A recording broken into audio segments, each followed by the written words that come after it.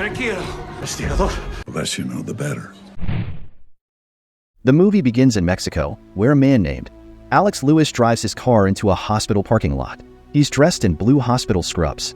After slipping his car key into the visor, he puts on an ID lanyard and walks into the hospital. At the same time, a fast car pulls up and two men step out. One of them, carrying a bouquet of flowers, is there to visit his mother, who is in a near-comatose state. Inside the room, Alex is putting away supplies. The man asks Alex to leave, and Alex agrees. But as he does, Alex suddenly wraps a steel garrote around the man's neck, cutting it violently as blood spurts. The man's mother can only watch in horror as her son dies. After finishing his task, Alex heads back to his car and sends a secret message to his handlers, confirming that he has completed the job. The movie then shifts to El Paso, Texas, where Vincent Serra is in a man's apartment while his daughter, Beatriz, is busy drawing. The man, named Leon, notices Vincent's nervousness, but reassures him that it's perfectly fine since he's pursuing his desires. Vincent then gives Leon some cash, prompting Beatriz's father to encourage him to speak with her, claiming she's very sweet. He also reminds Beatriz to be kind to Vincent. This when we realize the horrifying truth. The man is prostituting his own daughter. Vincent tries to make small talk with Beatriz about her drawings, but she remains distant, assuming he's just like the others. Nervously, Vincent keeps asking her questions, trying to avoid any physical interaction. Beatriz, growing more suspicious, notices something is off and realizes he's wearing a wire. She immediately calls out for her father. Papa! Vincent, an undercover FBI agent, has just had his cover blown. As his team, including Linda Amist and Hugo Marquez, break down the door, Vincent grapples with Leon over a gun. With the FBI agents flooding the room, Leon grabs Beatriz and holds a gun to her head. Vincent attempts to calm him, but Leon, determined not to go back to jail, threatens to kill his own daughter. Beatriz then bites her father, giving Vincent the chance to disarm him. However, the struggle continues, and they crash through a second-floor window, resulting in Leon's death. Beatriz is left furious and deeply traumatized by the ordeal. While Vincent is being examined by the EMS team, his boss, Gerald Nussbaum, shows up and starts scolding him. The situation is tense because Beatriz's father was crucial to a lengthy trafficking investigation, and with his death, everything is now at a standstill. Linda attempts to defend Vincent, but Nussbaum cuts her off, insisting that they will discuss it in the morning. In Mexico City, Alex meets with his middleman, Mauricio, who hands him the details for his next job in El Paso. Then, Mauricio gives him payment for the next job. Alex points out that the payment seems too high. Mauricio reveals the job involves 2 kills. Alex makes his way to El Paso and pulls over at a street corner, gazing at an old, deserted bakery that has seen better days. After checking into a hotel using the alias David Marshall, he heads to his room and swallows a few pills. Once settled, he examines his arm, where he has written down important details like his fake name, the hotel's name, and other crucial information. It's evident that his memory is slipping, and he has turned to shorthand notes to help him keep track of everything he needs to remember. Alex heads to the bar, where he encounters a stunning woman named Maya, who playfully flirts with him for a moment. As he enjoys the interaction, he notices a man named William Borden locking eyes with him. Borden is the intermediary for the job Alex is involved in. After a moment, Alex politely excuses himself and approaches Borden. The man hands Alex a briefcase, which he takes a quick look at. Borden presses for a fast timeline regarding the 2 hits that need to happen, but Alex replies that The less you know, the better. Alex returns to his room and reviews the information collected on his first target, Ellis Van Camp. He opens a case, takes out a silenced pistol with a laser sight, assembles it, and then checks its accuracy. Meanwhile, Vincent visits Beatriz at the detention center, where she is still filled with anger over her father's death. He tries to explain that her father's actions were unforgivable and that she didn't deserve the pain she endured, but Beatriz says her father justified her abuse by saying it was the cost of freedom. Better to be a prostitute than in a detention center facing deportation or worse. Vincent reassures her that he plans to secure a special visa for her to come to the United States. Ellis is busy in his office when his wife, Wendy, walks in and says she'll be going to the party alone. He tries to explain that he's working, but Wendy suspects he's actually going to meet his mistress and tells him to wash up before he returns home, storming out in anger. Moments later, the doorbell rings, and Alex barges in, pointing a gun at Ellis' head. Alex tells Ellis he knows why he's there and demands the flash drives. They head to the safe where Ellis opens it just as his daughter announces she's off to a party. To prevent any noise from the child, Alex puts Ellis in a chokehold. After the girl leaves, Alex brutally breaks Ellis' neck and lays him on the sofa before taking the flash drives and exiting. Borden is standing by the pool while his wife swims. He hears his phone buzz. It's a text message from Alex, containing the same coded message. The first assassination is done, Vincent and Linda arrive in the crime scene. Vincent talks with Wendy, who mentions that she contacted Nussbaum before reaching out to the police. Vincent then seeks out Detective Danny Mora, urging him to pay attention to Wendy's account, promising that he will let Mora take charge afterward. Wendy explains that she had left for an art show, and it becomes evident that her husband's murder was likely a robbery since the safe was found open. At the Child Exploitation Task Force building, Nussbaum arrives to inform Vincent and his team that the task force is being dissolved and that Hugo, an agent loaned from Mexico, is being sent home. Vincent objects, arguing they have a key witness in Beatriz, but Nussbaum isn't convinced. Hugo is equally frustrated, believing Nussbaum's superiors don't want to admit that some of their wealthy and influential citizens might be involved in trafficking. Vincent supports Hugo, pointing out that Beatriz's father managed all her clients, who were all American. However, Nussbaum remains firm and tells Vincent that if he wants to help Beatriz get her visa, he must drop his objections and focus on the Van Camp murder. Reluctantly, Vincent agrees, wanting to do what's best for the girl. Alex trails behind Vincent as he drives Beatriz to her group home. Although he has some photos, they aren't the greatest quality. Once they arrive, Vincent helps Beatriz settle in and informs the group home leader that she is both a victim and a witness. Later that night, Alex sneaks into the group home and locates Beatriz's room. As he shines a light on her face, she stirs awake, and he notices her drawings scattered around, which makes him realize she is just a child. Beatriz, frightened, pleads with him not to say anything and begs for her life. Alex, filled with horror, quickly retreats from the room. The next day, Alex then arranges a meeting with Borden at an isolated truck stop. Alex attacks him in the bathroom, furious about being ordered to target a child. He tells Borden he won't go through with it. Borden, unfazed, reminds Alex that he's a professional and will finish the job, or they'll inform his bosses in Mexico. But Alex says, The girl stays alive. At a high-rise building, businesswoman and philanthropist, Devana Sealman steps out of her car while negotiating a donation for a hospital wing. Borden calls her, informing her that Alex knows about him, the flash drives, and Beatriz. He explains that Alex wants Beatriz to be spared and is willing to hand over the drives. Devana, calmly understanding Alex's position, assures Borden that she'll handle the situation herself. Before hanging up, she tells Borden never to contact her again. Meanwhile, at a hotel bar, Alex is having a drink when he notices Maya being harassed by a drunken man trying to hire her as an escort. Alex slams the man's head into the bar and warns him to leave. Impressed, Maya decides to have a drink with Alex. Linda and Hugo are having drinks at the bar. Hugo is upset because their superiors are dropping the case. Linda tries to comfort him by saying at least Beatriz is safe. The following morning, Vincent arrives at the group home, but it's not the same as before. It's now a crime scene. Beatriz has been murdered, and Vincent feels a mix of shock and anger because he couldn't keep her safe. Meanwhile, Alex is at a hotel, getting dressed when he sees the news of Beatriz's murder. For a moment, he isn't sure if he was responsible and urgently asks Maya if he was with her the entire night. After she confirms it, he tells her that he's leaving and that she must forget they ever met. As Hugo is about to get into a taxi to head to Mexico, he sees the news about Beatriz's murder. He steps out of the car, deciding to stay there. Alex heads to his car, knowing he's now a wanted man, and pulls out his gun. When he reaches his car, he finds a bomb underneath. Suddenly, gunfire erupts. Mauricio is there to kill him. Alex takes cover, but then Maya arrives, telling him he forgot his pills. As he tries to push her to safety, Mauricio shoots Maya in the throat. She dies in Alex's arms, leaving him heartbroken and furious that she died because of him. After a shootout, Alex knocks Mauricio out. He places Maya's body in the trunk and ties up Mauricio in the driver's seat. Mauricio taunts him, saying their bosses will kill him. As Mauricio screams his name, Alex triggers the bomb, killing him. Devana visits her doctor, Myers, whom she pays a lot of money to help her stay looking young and vibrant. Vincent meets with Mora and learns about the car bomb, suspecting it's connected to the recent crimes. At a local bar, Hugo reconnects with Vincent, explaining that he couldn't leave. Vincent mentions that Nussbaum won't approve, but Hugo replies that he doesn't work for Nussbaum. Vincent agrees.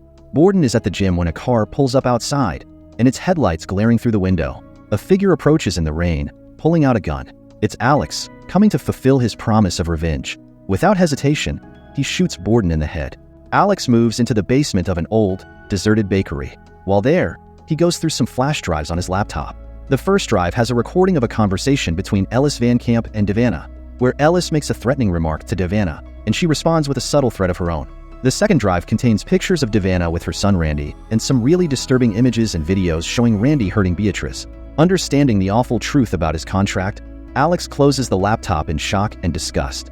Vincent, Linda, and Hugo arrive at the crime scene where Borden was killed. When Nussbaum shows up, Vincent argues that Borden's murder along with those of Beatriz and Maya, might be linked. He explains that if there's a hitman from a cartel out there, they need to act fast, and Hugo should be there for support. Nussbaum agrees, but insists on getting regular updates. The next day, Randy storms into his mom's office. He's aware of Borden's murder and fears he might be the next target because of his actions. Devana insists that he must leave El Paso right away. After a party he's going to, he'll take the company jet to Geneva, Switzerland, where he plans to check into rehab for his problems. By getting away from the police, Devana can sort things out with Alex and hire top lawyers to help erase his crimes. Overwhelmed, Randy starts crying and apologizes to his mom for putting her in such a tough spot. Devana understands who he is and what he's done, but as her only child, she's ready to use her wealth and influence to keep him safe. Back at the office, Vincent receives a call from Alex. Alex tells him that influential men were involved in Beatriz's death, including Van Camp and Borden, whom Vincent has already killed.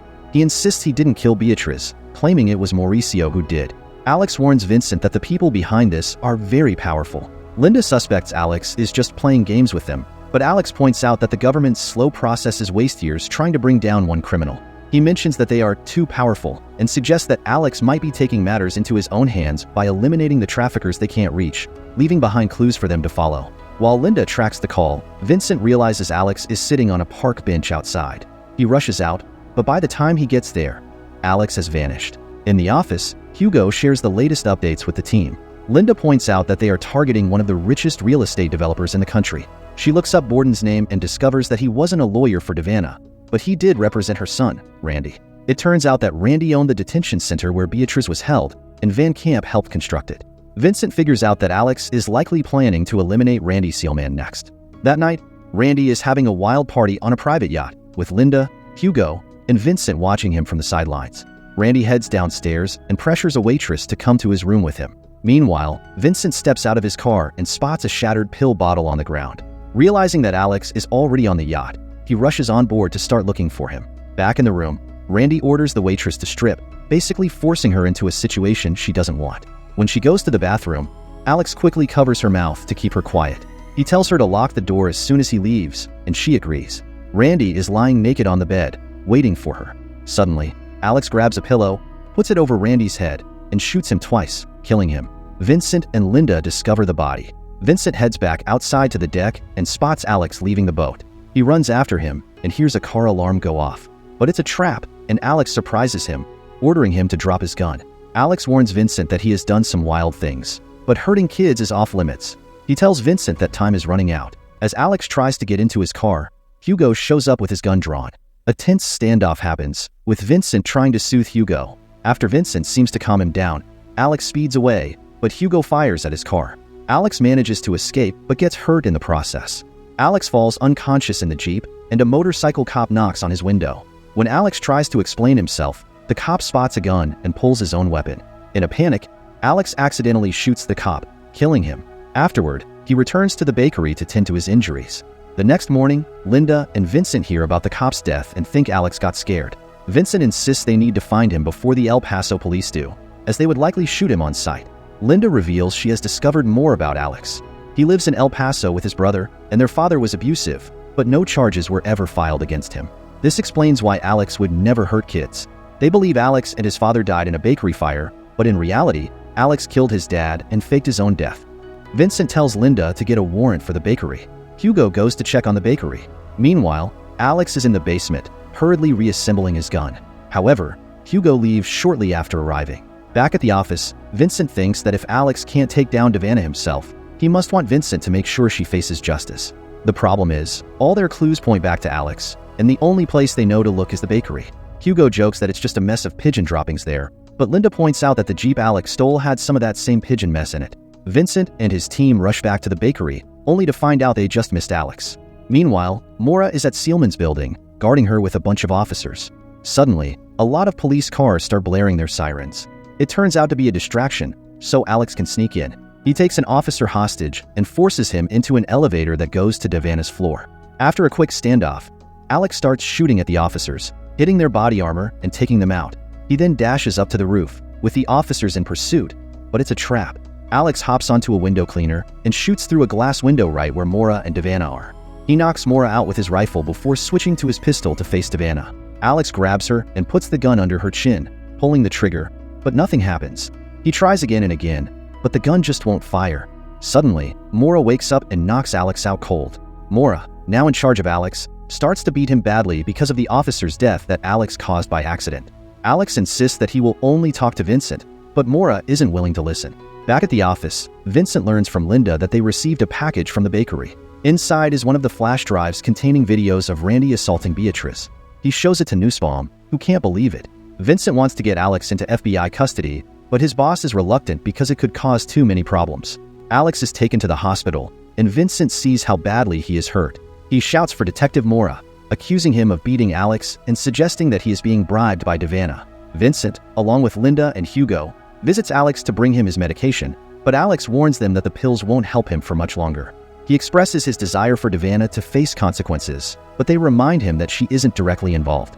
Alex insists that she hired him to kill Ellis Van Camp and Beatrice, and while he did kill Ellis, he refuses to harm a child. Vincent nods in understanding, aware of Alex's troubled past. Devana meets with her doctor, determined to get revenge, and hands him a vial of poison meant for Alex, offering him $10 million to carry out the deed. Alex writes a statement about his situation, but Vincent tells him that because of his background as a killer and the limited time he has left to live, only 3 to 6 months, his words won't hold much weight in court against Devana. Alex insists that he wants justice, showing his determination to see her pay for her actions despite the odds stacked against him. Alex, reflecting on this, tells Vincent he has more evidence, a phone call Devana made to Ellis Van Camp. However, Alex struggles to remember where he hid the recording. Later, Vincent and Nussbaum meet with their superior, Andy Villalobos, and show him the first flash drive. Villalobos expresses relief that Randy Sealman is dead. Vincent pushes further, explaining that Devana was covering for her son's crimes and that she hired Alex to kill Beatrice. However, Villalobos is skeptical, dismissing the claim due to Alex being a contract killer with Alzheimer's. Vincent counters, mentioning the existence of a recording where Devana threatens Van Camp. They just need to find it. As Vincent leaves, Nussbaum asks Villalobos if he's committed to making the case, and Villalobos' response makes it clear that he isn't fully on board. At night, Dr. Myers sneaks into the hospital with the intention of killing Alex, but Alex catches on when he notices that Dr. Myers skips using an alcohol swab, leading to a confrontation. The El Paso SWAT team is called in to handle the hostage situation. When Vincent and his team arrive, they find out that Alex will only speak to Vincent. Alex emerges from hiding with a sheet over his head, accompanied by Myers. In a twist, a sniper mistakenly shoots Dr. Myers, thinking he is Alex, because Alex cleverly switched their clothes. After jumping into an SUV driven by Vincent, Alex quickly interrogates him and realizes that Devana sent the doctor to eliminate him, and she might also target Vincent to cover up the entire case. Vincent agrees that this is a real possibility. Alex begins to stumble, misspelling Barry as B-R-Y. Alex drops his gun, stepping outside of the SUV, and the SWAT team gun him down. Defeated, Vincent and Linda pack up the office. As Vincent looks at a picture of the bakery, he notices that only 4 letters are visible, B-R-Y. Realizing this is a clue, Vincent and Linda rush to the bakery and find the hidden flash drive. Vincent plays the flash drive for Nussbaum and Villalobos. Villalobos dismisses the evidence as circumstantial, noting that since Alex is dead, and they have even less to go on. He cynically remarks that even if Devana Sealman gave Alex a gun, money, and a target, she would still escape justice. Vincent loses his composure, furiously denouncing the institutions meant to serve the powerless for bowing to money and power. He angrily declares that everyone knows Randy Sealman used the detention centers to exploit children and that Devana covered it up. In a final act of defiance, Vincent calls his bosses cowards. As a result, he is suspended and told to take a long leave of absence. Meanwhile, at her mansion, Devana Sealman is enjoying a peaceful evening, playing cards in her backyard and sipping a glass of wine. Suddenly, a man approaches her from behind and violently slashes her throat. Within moments, she bleeds out and dies a brutal end to her reign of power. In the hot desert, a guy sets his clothes on fire and tosses his knife into the flames. He removes his mask and burns that as well. The person responsible for Devana's death is Hugo. Determined to prevent another wrong from occurring, he teamed up with Linda to provide Vincent with an alibi while he completed the mission that Alex had begun. Since he is no longer part of the task force, no one suspects him. As the movie ends, Hugo drives away towards Mexico. Thanks for watching. Like and subscribe for more interesting movie recaps.